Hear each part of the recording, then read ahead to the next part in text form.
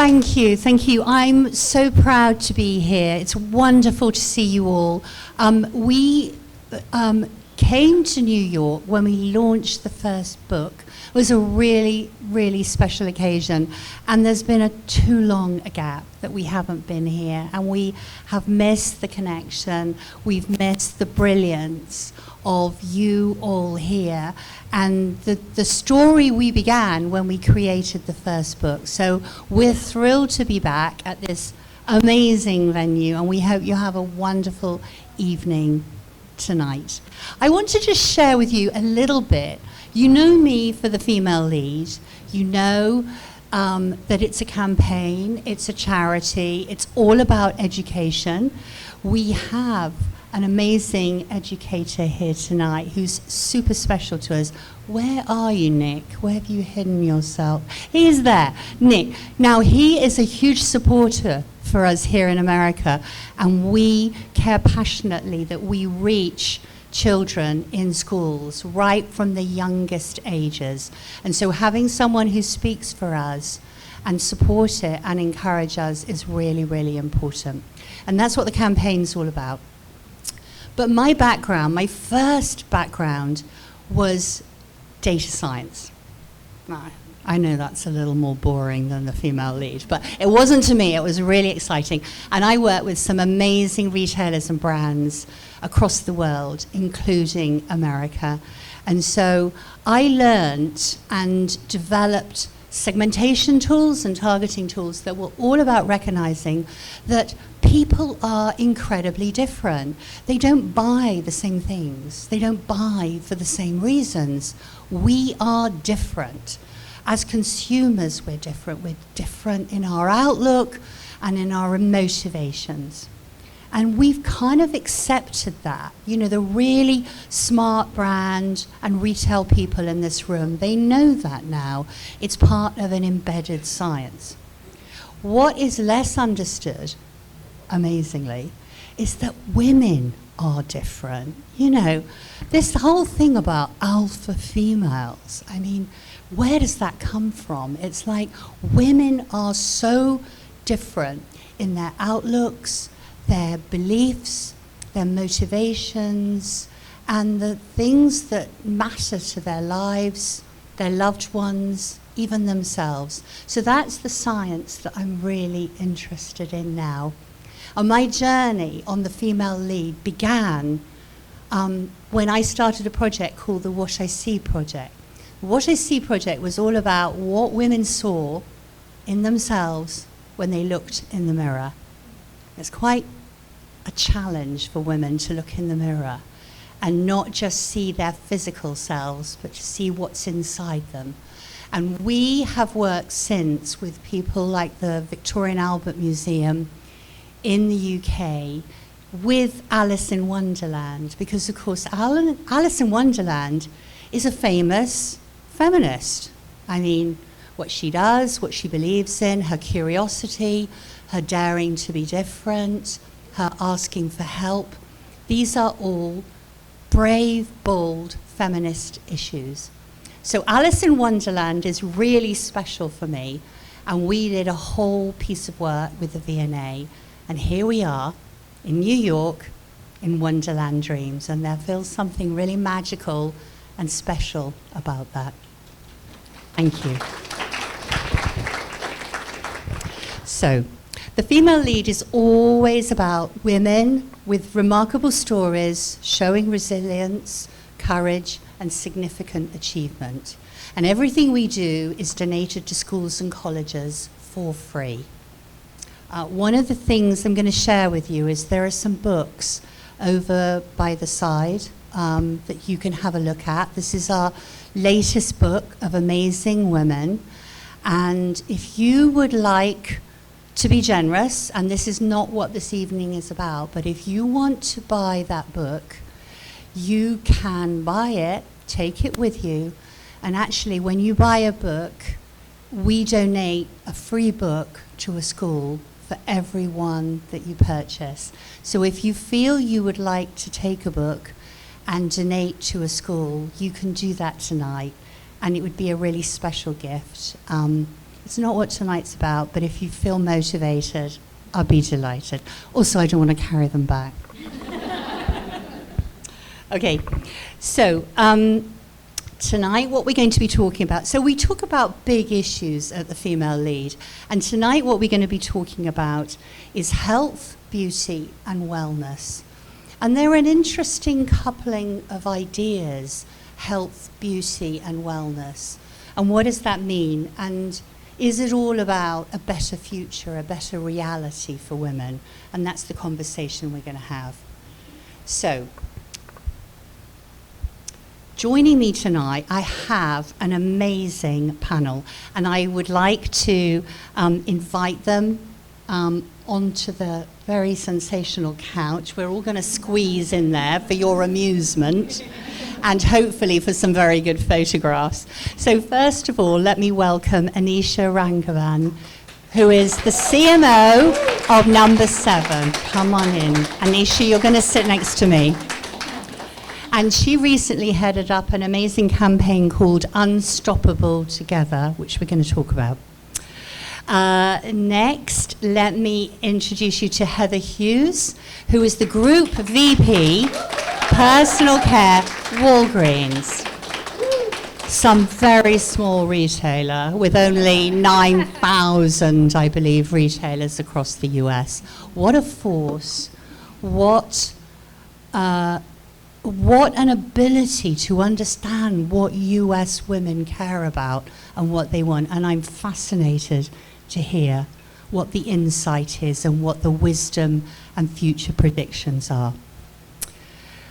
Let me also welcome all the way from I was going to say very cool, but it's probably very warm, Los Angeles, and that's Lisa Bilyeu, my friend and advocate, is not only a massive Female Lead supporter, but also a tremendous influencer in her own right. She and her husband have created a business that is phenomenal, a nutrition business, Quest Nutrition, billion-dollar business. It's probably, I don't know, even bigger now. And she also runs Impact Theory, which she's going to tell you about. So a woman of some considerable talent, as indeed all the women are, by the way, as indeed all of you are. And that's why you're here, because you're all considerable talent. And last but absolutely not least is the fabulous Missy Modell. Is that right? Do I say Modell? Modell. I quite like, yeah, Modell. Well, you're looking gorgeous in that cream pantsuit. I love it. And she is both creator, influencer, singer, songwriter, and she brings comedy and music to her eloquence. Welcome, Missy. Welcome. Let's start. So, really happy to be here. Thank you guys for coming. And just so that people know what Number 7 is, we are a global beauty brand. We have partnered with the Female Lead in the UK a few times now on topics that are really near and dear to our heart, like ageism, and really excited to now be part of this US event. So we were like the Female Lead, born in the UK, and Number 7 was founded almost 90 years ago and is the #1 skincare brand in the UK. And at the heart of the brand is science-backed skincare that is accessible to everyone, so performance that exceeds, in some cases, luxury brands, but at mass skincare prices. And also, part of our DNA is female empowerment. It has been center of the brand since, almost 90 years ago. So the film, just to give you some context on it, the film is going to take you a little bit into our background and what we stand for, and so on. Number 7, a brand of beauty firsts. For over 87 years, Number 7 has defined the rules of the beauty industry. Thanks to the legacy of the unstoppable Florence Boot, who had one goal: to make beauty accessible for all women. You could say Florence was the original life juggler, a working mum with 3 children and a trailblazer of women in the workplace. From 1935, Number 7 offered luxurious, cutting-edge products at an accessible price. Affordable luxury had arrived. It was the start of our beauty democratization. In a world first, specially trained female beauty assistants, clad in chic silk overalls, were on hand to guide women through the rituals of their first daily routine.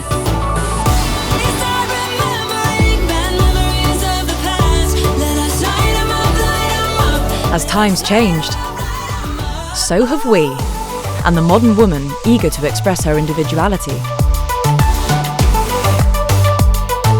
1971 saw a new number 7 look that echoed Florence's confidence, and the decades that followed were no different. Number 7 has stood for accessible, premium quality care without compromise, discovery, expertise, and innovation. And the commitment to all women, whoever you are, whatever your story, there is a place for you here. We don't like to play by the rules. We've shown who wears the trousers. We're inspired by a generation of rule breakers and game changers, and like Florence, they've come so far, they're not going to stop now. Number 7 stands by her, starting bold conversations, bringing the most advanced science at accessible prices, unlocking possibilities beyond even Florence's expectations. Number 7, the UK's best-kept beauty secret? Not for long.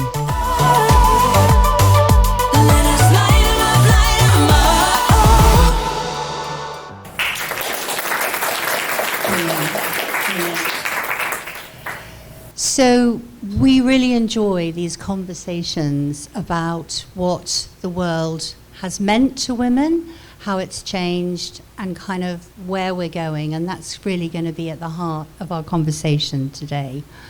Women's health has been understudied, misunderstood. We have fallen to the bottom of the stack in terms of even testing research. You know, it's not built on cohorts of women, it's built on cohorts of men.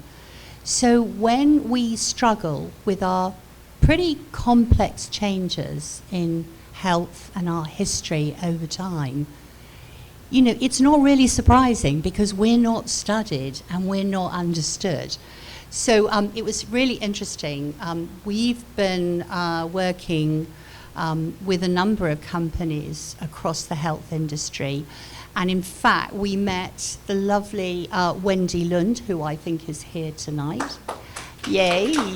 And Wendy has been so outspoken on this issue and has brought evidence, and in fact a new study that WPP have just come out with, which really proves conclusively that women do not feel represented at all in terms of their health issues.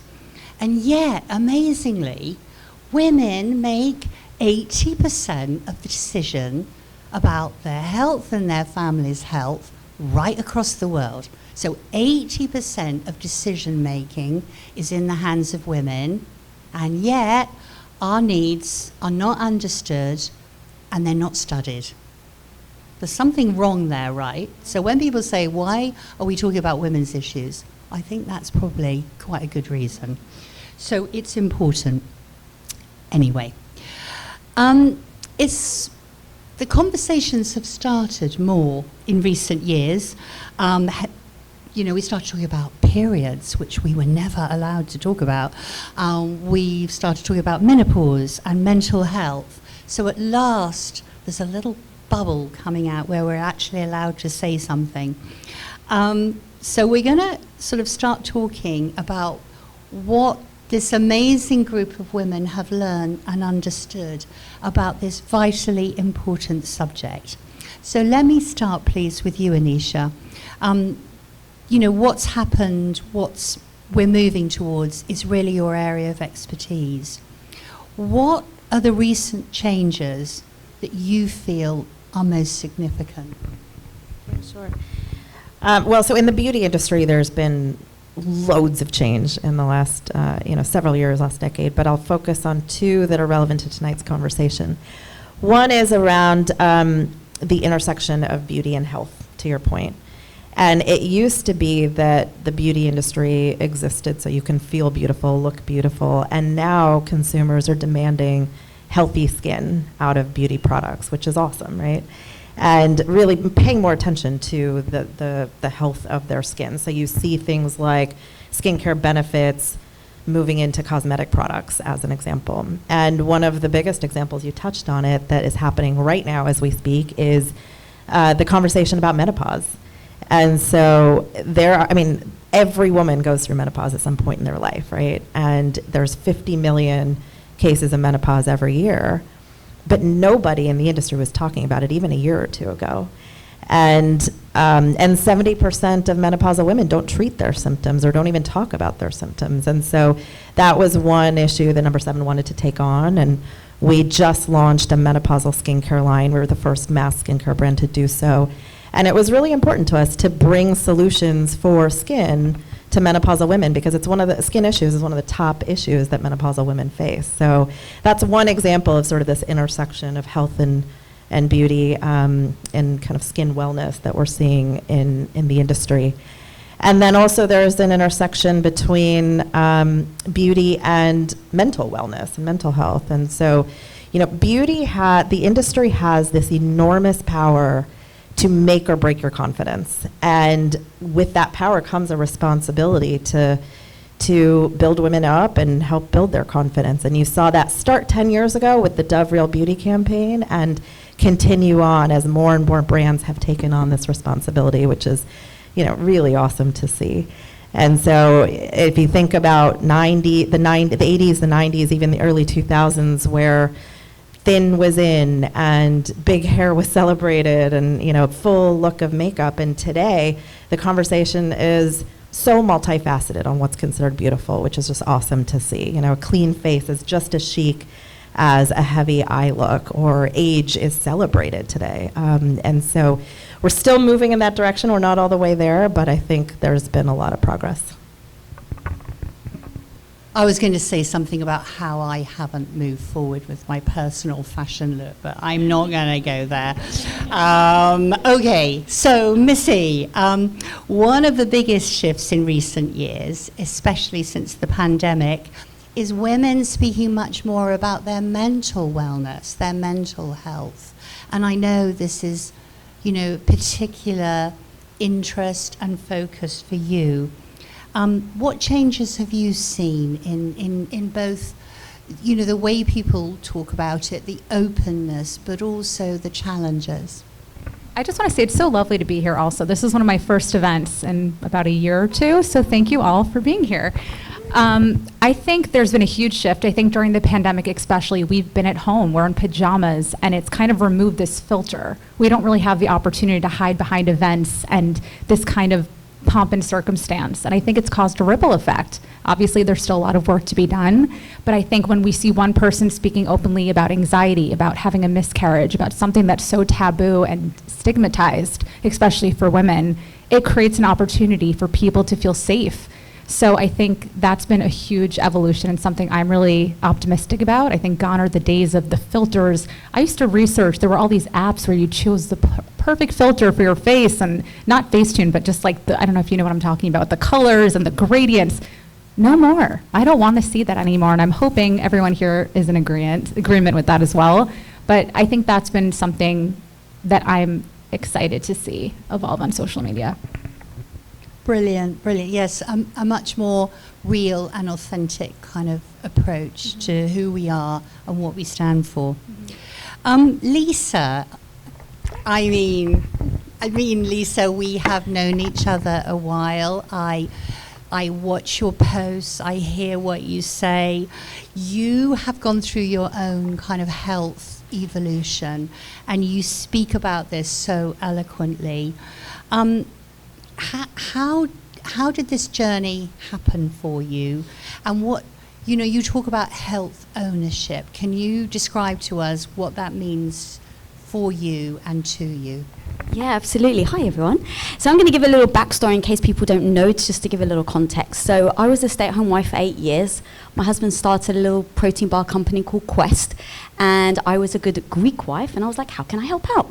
So as I'm helping out, we grew at 57,000%. Now, growing that fast, it means you're working a lot of hours. And for someone like myself who was extremely insecure because I didn't know what I was doing, I was just petrified. I need to, be there for my husband. I have no idea what I'm doing. And so I just kept working. And I was ignoring all the signs that my body was telling me that I was working too much, that I was putting it through stress. My periods stopped. I wasn't sleeping. And guess what? I just kept going because I thought that for every hour that I would work, I would get more validation for it because I was so insecure. So I was just like, keep working, Lisa, keep working. And one day, dreams come true. Quest becomes a very big, successful company. We finally get the house of our dreams. And I'm like, this is the day. I've got champagne in my hand. And I'm like, I'm so excited. We're going to celebrate. Like, it's actually come true. And in that moment, I took a swig of the champagne. And I like to say it's the time that my gut fell apart. It erupted. And from that moment, it took me over a year to be able to actually eat more than 4 things. So I was 20 pounds lighter than I was now. My hair was falling out and my nails were brittle. And the whole time I was trying to go to doctors to fix me. I need a pill, fix me, fix me, fix me, fix me. Then one day I've got a photo shoot and it's like one of the worst days. My stomach's cramping and I could barely breathe. So in the middle of the photo shoot, I'm like, I'm so sorry. I just got to go. I'll be back in 5 minutes. I run upstairs and I fall to my knees. And as I'm on my knees, I'm like, I need my husband, I need my husband. I can't get up. And so I'm calling him, and I've got a deal with my husband. You can call each other once, we can ignore each other. You can call each other twice, we can ignore each other. On the 3rd call, if you're interviewing the President of the United States, you guys, I'm so sorry, I gotta go, my wife's calling. That's just the deal we've got. So on the 3rd ring, I'm like, oh, he's gonna answer. He doesn't answer. And I'm like, oh God, I'm on the floor, what am I gonna do? Am I gonna be stuck here forever? Now, of course, in that moment, I'm like, oh my God, I need my husband. How am I going to get up? I need my husband. And I was like, wait a second. You don't need him. You want him, but you don't need him. You're your own hero. Get the F up.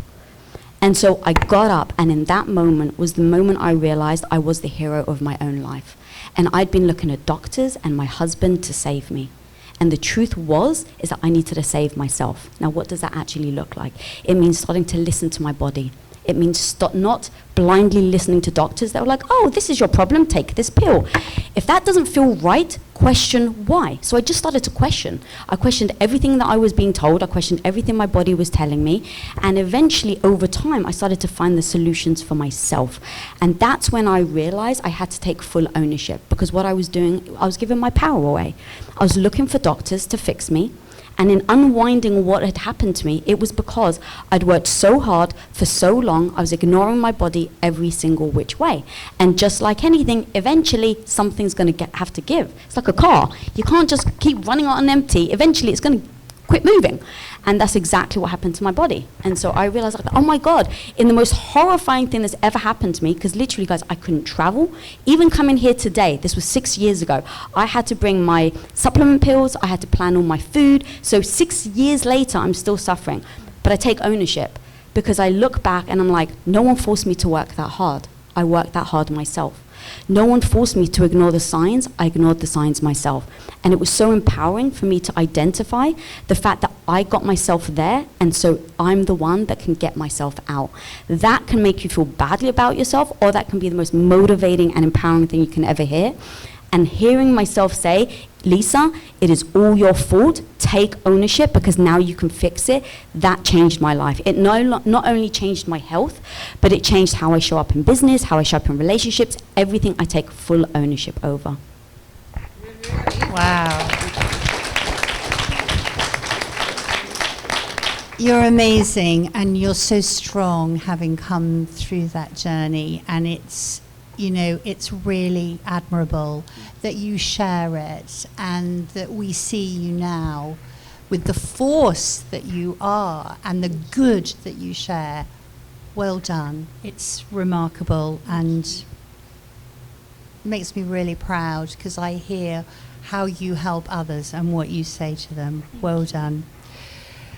Heather, bring us back to the whole of America, because honestly, I know you wouldn't ever describe it like this, but your world and the focus you bring with the business that you run at Walgreens speaks to millions and millions of women. So you are what I would have called absolutely mass market. I mean, you really have to know everybody and know how they're different and what they need.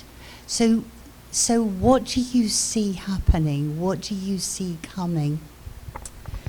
So there's a lot going on right now, but in particular, self-care it's absolutely on, I don't want to say on trend, that's probably not the right way to say it, but it is what everybody is focused on. I think it was a focus before the pandemic, but as the pandemic happened, what we saw is the world slowed down. Everybody had a moment, and in particular for women who were so busy, working so hard, running their kids to where they needed to be, the kids' activities stopped. School stopped. Work from home, they weren't commuting hours every day. And that recenter caused people to revisit their own health. And I think that moment, I love that moment personally. I saw it happen in our house. I love it. I'm a proud mom of 3 kids, 2 very wonderful girls and 1 little boy. And I saw all of it happen there. And then the focus shifted to, how do you take care of yourself? Because no one's going to do it for you. Everyone was out there making their own decisions about what they wanted to do to protect themselves and their family as we went through a pandemic of which we've never experienced before. And so as we thought about the self-care and you looked at the trends that came from that, there's some key ones that have come out that we've focused on for Walgreens in particular. So clean. People really want to make sure that we're transparent about what's in their products. And Number 7 is a great brand for that and brings that power forward for women. And to your point earlier, right, skincare is absolutely at the center of that self-care. And we saw a lot of women and young females begin to change and care for their skin very differently while they had the time to research it and understand it. So we've seen all of that come through. The other big one that happened during that point in time is diverse owned brands, and seeing that or knowing that folks that are diverse were not being seen. They were underrepresented. And having 9,000 stores servicing all of these communities, it was absolutely a focus of our teams that we needed to change that feeling. Make sure we're bringing in diverse owned brands that represent the culture in the communities, and not just for the function, but to support them and get them into our stores, into the communities where they want to serve. And the other piece is we always have, we need to make sure that value is at the center of everything that we do. We all know that products need to be approachable, accessible price points, and we love all our own brands. As pharmacists, I can tell you that we focus on making sure scientifically that they are on par. You trained you're a fully qualified pharmacist, I'm a registered pharmacist. That's impressive. Impressive. Yes. So making sure that those products will be accessible in a price point for our customers, but also the quality that they deserve.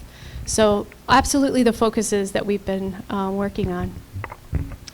And we know that, the conversation in the UK, I don't know how much here, is all about, well, we call it the cost of living crisis. I don't know whether you're using the same term here, but the crunch is hard, and, what do you give up? And 9%. Yeah. Wow. Ooh, that's going to hurt, isn't it? Ooh, golly. I mean, it's going to be difficult. And the question is, what are women going to be prepared to give up?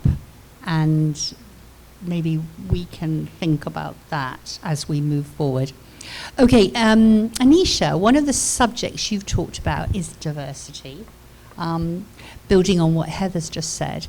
And you quoted to me a shocking statistic that 70% of women of colour don't feel that the skincare industry sees them.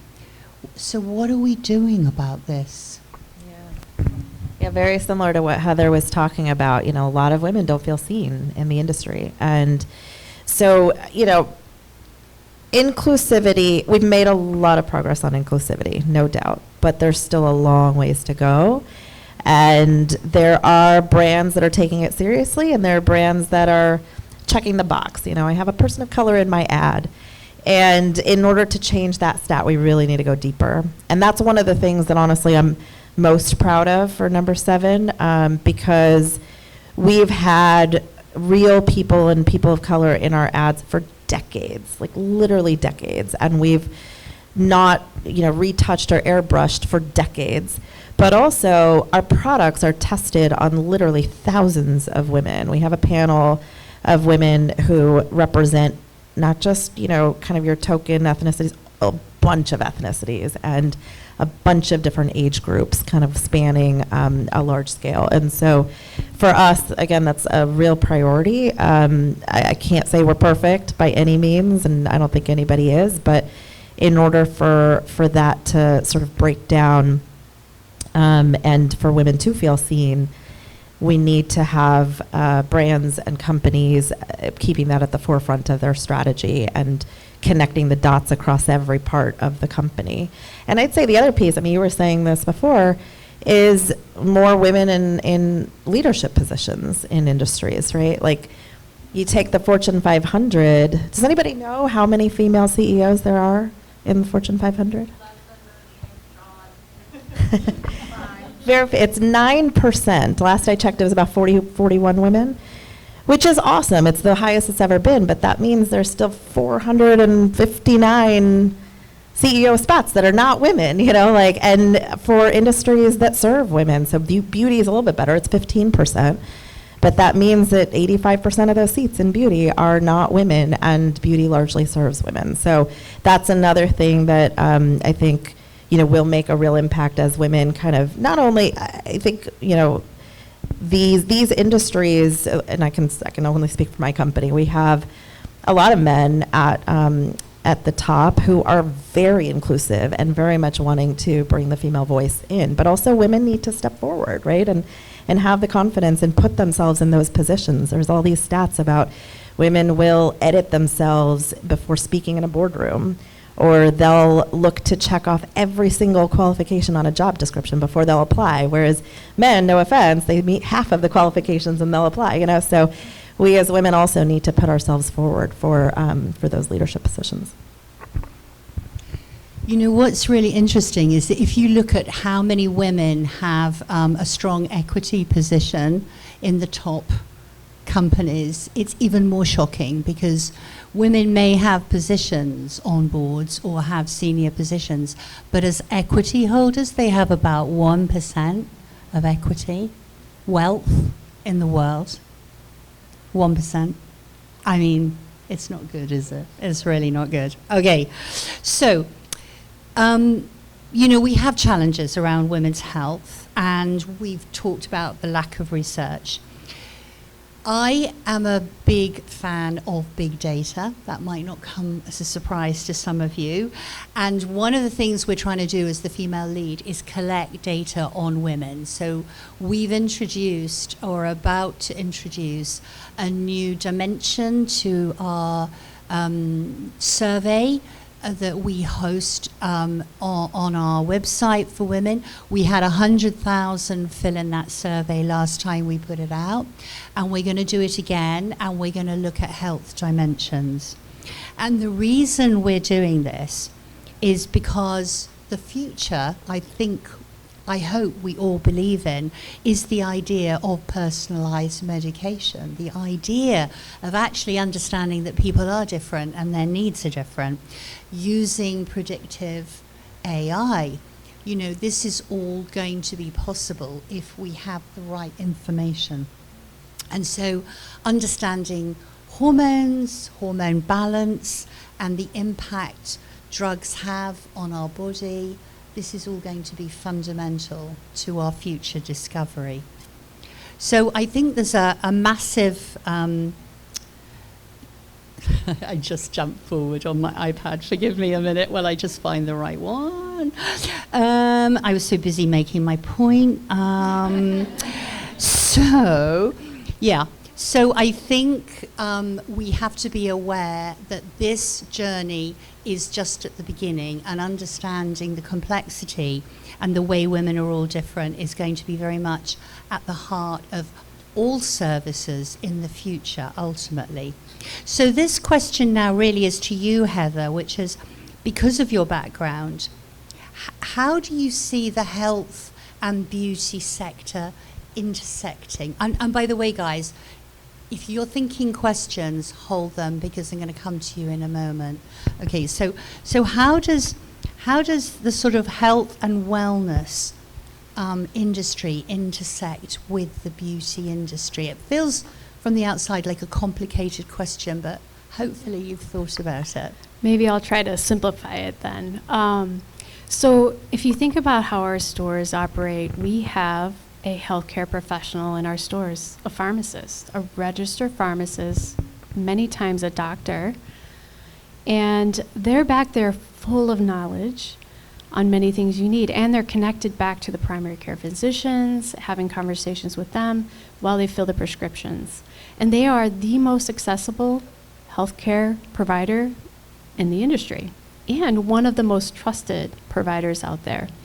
So when you think about that in the back of our stores for the health side, and then you think about the convergence of beauty and health and well-being all coming together, this is where it gets a lot of fun for someone like me who gets to sit here and think of, how do I make that easier for our customers and our patients? And so we've done a lot of things, and I'll give examples, and then there's opportunity in the future. If you think about your largest organ in your body, or on your body, it's your skin. Your skin is the largest organ. And so one of the best things you can do to take care of it is SPF. Most people don't know that outside of going to a beach and saying, I'm going to use that to make sure I don't burn. And then probably many people don't know that their prescriptions might cause photosensitivities. So we've been partnering with our beauty consultants in our stores to make sure they're very educated on SPF, all the different types of products that are there, sensitive skin, different types of skin conditions. And then our pharmacists obviously are very knowledgeable on which products might make you even more sensitive to the sun. And we're creating transfers between our beauty consultants and our pharmacists to help those patients who are even more sensitive talk with the beauty consultant to get the right SPF. So that's an example of one where you start to just really bridge it. Another example of a program we've been working on, it's called Feel More Like You, but where patients, when they go through cancer treatments, whether it's radiation, whether it's chemo, things change. And in particular for women, many things change. And as women look at beauty and beauty makes them feel something, when their beauty changes that dramatically, they need help with that. And we've helped to train our beauty consultants to have that conversation through on how to take care of your skin, how to help with some of the wounds, as well as how to make yourself feel and look the way you want to look and look beautiful so that you can feel really good. And so those are just areas of focus now, but I think as you think about the broad women's health, and you talked about it earlier, there's so many things that are not even studied today, and so many opportunities in the future where I think we're going to be doing quite a bit more of this bridging between our pharmacists in the back, who are very full of knowledge on the health side, and then our beauty consultants, and making sure that we can have those transfers and conversations at Walgreens. And we're fortunate that's the sole purpose, is to help create these joyful lives through better health at Walgreens. Very lucky to work at a company that gives me the opportunity to do this work. That's so interesting, and what a great ambition. I mean, that is a big ambition, and thank goodness there are some good people looking at it, because, I mean, that is not going to be easy to resolve, and it's a constant journey, and a lot of data and a lot of technology, I think, to be brought to that equation. But let's talk now. Let's talk about campaigns, because I'm a fan of a big campaign. And Anisha, you ran the Unstoppable campaign, and and you talked about something called She Session, right? Tell me about that. Yes, She Session.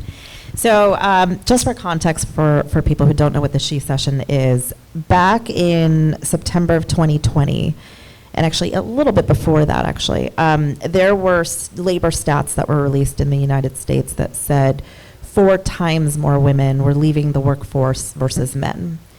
Incredibly shocking stats, right? And the reason was because in the pandemic, when schools closed and daycare centers closed, women are still take on the larger share of the burden of care. And so if someone's going to quit their job to stay home for the kids, it's women. And so we were, as a number 7 team, looking at these stats. And as I mentioned at the beginning, female empowerment, supporting women in times of need has been in our DNA since day one, 90 years ago, almost 90 years ago. And we were wanting actually to launch that purpose in the U.S. We're still fairly new in the U.S. And we were like, this is what we want to support. And so we launched a campaign called Unstoppable Together in January of 2021. And it was, the first component of it was raising awareness, because nobody was talking about this at the time. Very shortly after, the media picked it up in a big way. But one was just raising awareness that this phenomenon was going on, and then 2 was providing that support in a real way. So we held a job summit that was the biggest of its kind, and then had training sessions in smaller groups. And all in all, we're able to impact about 10,000 women on their journey back to work. So just a really, one of the most inspirational things I've worked on in my career. And we're in an economic downturn again, and so the support is still needed. And I love this idea of women helping women, and that's what Unstoppable Together was all about. And so now, who knows what this latest economic downturn and 9% inflation, and who knows what that's going to do to women's health and stress levels. But I can tell you for sure there's going to be some sort of impact, because women are the first to step up for their families or sacrifice of themselves. And, whether it's staying home for the kids or taking on a second job to make ends meet, there's going to be some sort of impact. And so one of the things that we're, talking about right now internally and starting is a business resource group specifically for working parents and caregivers that brings new resources in. And hopefully, it's open to everybody, not just women, but hopefully that's one more tool to help our women at our company really have the support for hard times like this. We know that networks of people and having, your coworkers support you, your friends and family support you really helps in times of stress. And I hope that all companies are looking at programs like this, because again, it's really tough to be a parent and working, and the kind of hours that a lot of us work. And that support is just going to continue to be needed. Well, actually, interestingly, we did some research, and we discovered a condition working with a Cambridge psychologist, which we call the mental load. And it's women carry the mental load. So men help. Men will do childcare, they'll do the shopping, they'll do some of the cleaning. But it's the women who worry that it gets done, and who say, who's going to do it? Who's going to pick my child up or our child up? Who's going to do the shopping? Who's cooking? And it's that mental load which is the break point that I think you were referring to. And when something has to give, it's there, because it's just the realization that it's not going to work. Okay, I'm looking around, and there are a couple of animated faces, and there are a few that are looking a little bit tired. But I just want to ask if there are any burning questions out there in the audience. Do you want to get involved? Do you want to ask something? Yes. I'm going to ask my glamorous assistant. Hello. Hi, my name's Gigi. I'm a New Yorker. I'm 24 years old, so I am an elder Gen Zer. My question, I guess generally speaking, would be, I hope people found that funny. My question is, as social media is affecting younger kids, well, everyone, but younger kids specifically, Gen Z specifically, how are you preparing to launch marketing campaigns and social media? I followed you for a long time, Lisa, so super inspired tonight. But how are you seeing these changes starting and also executing on them out in the field? First off, we're being very responsible about who we might choose from an influencing standpoint, right? So it starts there. And then secondly, I am working on, I want to have more credentialed influencers, right? So if you're going to talk about health and you're going to talk about well-being, being the center of what the trust has been with the company that I work for at Walgreens, you need to make sure they're credentialed folks that are talking about it or trained in that way. So we've been working on how do we digitize these beauty consultants that we have and make them accessible.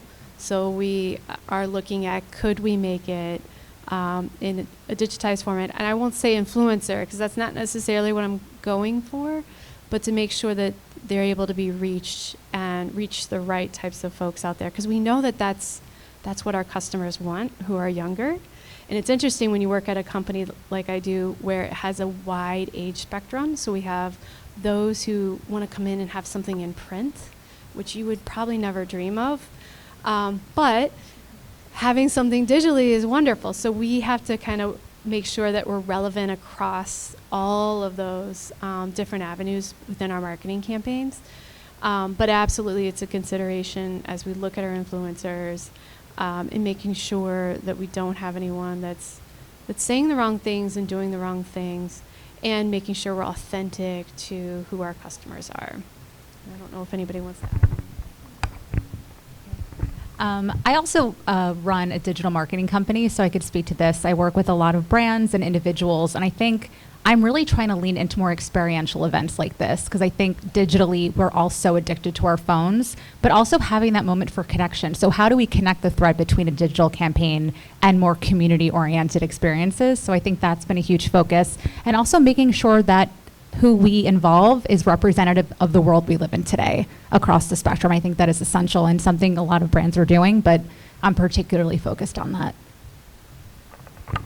And then, yeah, I'll just add, so the thing that me and you go together a lot on, but one of the things is really impacting young girls. And the age of imprint is between about 11 and 15. That's the age that someone's going to be so damn susceptible that if you catch them at 17, 18, you're not going to impact them as much as if you catch them between 11 and 15. So my company's stated mission is to create content that can impact young kids.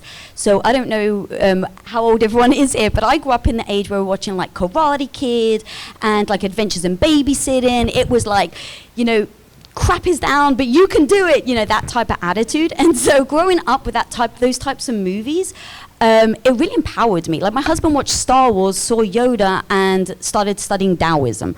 So while some people can watch Star Wars and it won't impact, for a lot of people, it will change your life. And so me and my husband, while we have our own YouTube channels and stuff like that, our dedicated mission is to help that 14-year-old. So we've already got 5 different IPs in collaboration with Webtoons. I don't know if anyone knows what Webtoons is, to create empowering stories for young kids. So that's my way of trying to impact the idea of mindset, so that when they get to the moment of social media, they've already got some foundation where they really believe in themselves. Because when I think through the problem, I don't think I can impact social media enough to stop kids from going on there. So I'm trying to kind of go backwards and go, if I can get them before that, now we're on to something. So yeah, no, I love this. And what we've found is that young girls will spend easily 6 hours a day on social media. 6 hours a day, right? And what that does is, it's entertainment, it's part of their social life. They come and have conversations about who they've watched and, what they've understood about I don't know, I'm not very good on this, Love Island or Kardashians or something like that. What we have found, and we've done a study on this, again, we've really researched it, is if you introduce a real role model to them, someone who's not airbrushed, someone who's not a celebrity who's been packaged, but someone who's real, who does a job in an area that that young girl is interested in, you can change their life at that point. And knowing that kind of brings with it a huge sense of responsibility, because we need to get those messages to young girls when they're sitting there thinking, I'm not thin enough, I'm not beautiful enough, I'm not famous enough, and this is what they're worrying about. And so if we can show that there are scientists and there are librarians. No one's doing librarian anymore. Libraries still exist. There are astronauts, there are engineers, there are people building bridges or skyscrapers, people that they really think they might be one day.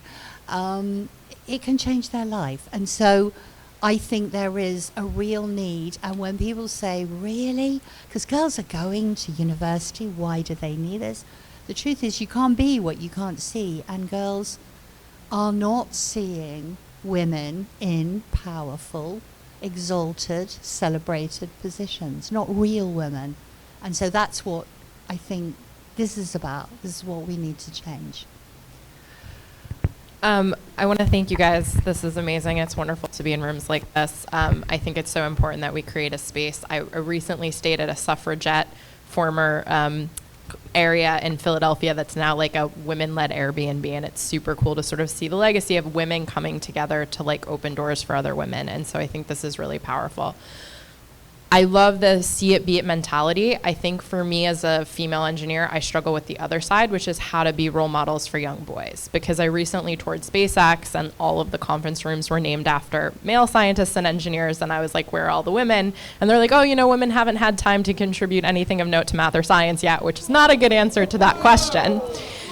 And there's a lot of data that young boys will not empathize with strong female protagonists in the same way that young girls can like watch Peter Pan and we can imagine ourselves as Peter Pan. And so I would just love to hear your thoughts on what we can do to make sure that we're see it, be it also so that young boys have strong female role models to look up to, so the implicit biases our generation has in the workforce and in our communities is not what the next generation is going to be encountering. Thank you. My dream is that when you ask a girl who they admire, who their role models are, that they will name someone who's real, like an engineer or an architect or someone like that. If you ask boys, on the whole, they will name some massive sports star, and they will name 10. Because they have 10 fans, but girls don't. And I think, to what you say, wouldn't it be great if a boy would mention a woman as a role model or as a hero? Wouldn't that be fantastic? And we're such a long way from that. I mean, the stories aren't known, they're not told. And imagining a boy going, yeah, I'm really admiring of Christine Lagarde or Christiane Amanpour. Can you imagine it? It's like unheard of. But boys do it naturally, Ronaldo or, I don't know too many others. Someone like that. It doesn't happen, and it's not right. So we need to change it. So my whole focus is just to tell amazing stories, and that's why we have the books and we have the films. It's why we have panels with incredible women, because it's everywhere. Women are amazing. And for some reason, we've been airbrushed out. And so that's all we have to do. We have to stand forward as a role model ourselves. You're an engineer. Congratulations, you're a role model. You are. And that's the responsibility we all have now, is that however small we think our contribution, it's huge, because that's what's going to inspire the next one. So well done for being a role model, you.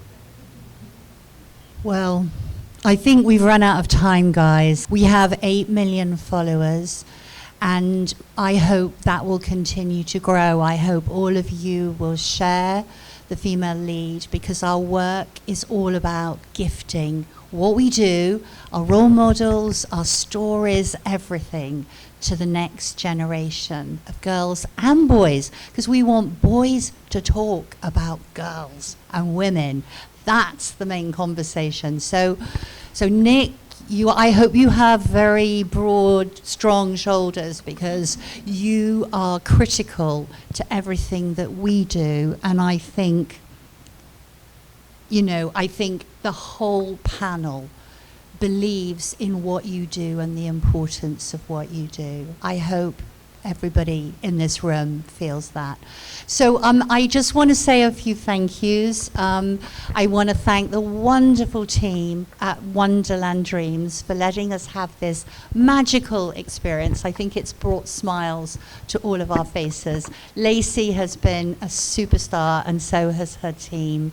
And I want to thank her for her generosity and brilliance. I want to thank Gwen and her team at Number 7 for helping me and being so amazing and creative and supportive. I want to thank all of you for coming out and making tonight special, being part of the conversation. Great questions, great attention. I hope you take something from it. And of course, I want to thank the absolutely brilliant panel here of amazing women.